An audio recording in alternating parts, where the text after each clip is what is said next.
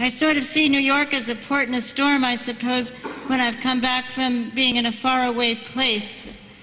And I come back with a sense of confession always. I was in Gaza in 2009 during the Operation Cast Lead assault.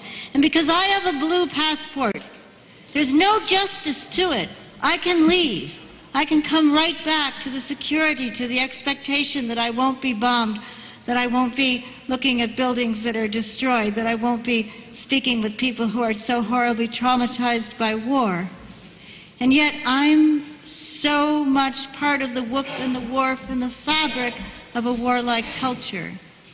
And I heard in the ensuing months and years from one particular young man from Gaza, his name is Anis, how hard it's been for him because he's so trapped, because he can't leave Gaza, because he can't at all rebuild his home, and because there are so many other people worse off than him.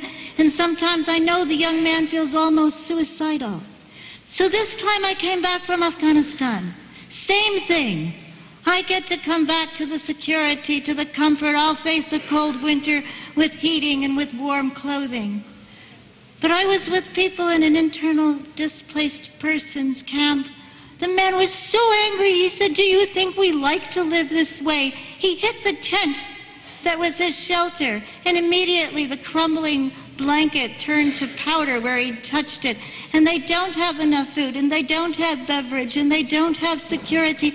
But what they have are the memories of having to flee. Do you know what they call our drones? Tayari computer. And they say, Nevada. People who live on the other side of the world know where their threats are coming from.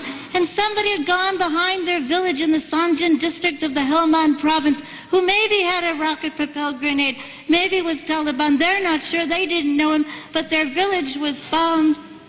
And then they introduced me to a man who couldn't take his eyes up from the ground. His pain was so strong, he'd lost his wife and his 5 children in that bombing.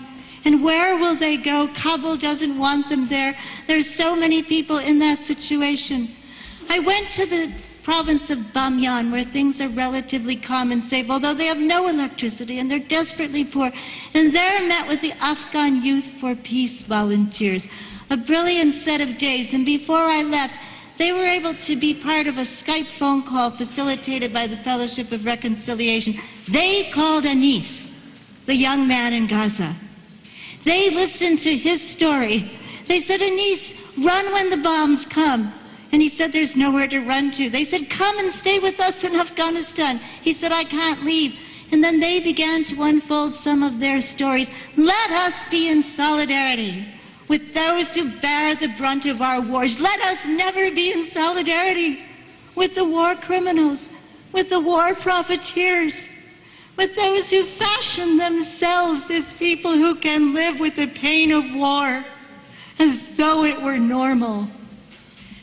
Let us be guided by the privilege of being part of a country that was led and will be led if Malik is right. Listen to Imam Abdul Malik Mujahid. Let us be led by that man who said that we will practice a neighborliness that goes beyond town, city, race, tribe, creed, or nation state. And let us seek a way to build a better world every day between now and April 9th. We've got a lot of work to do.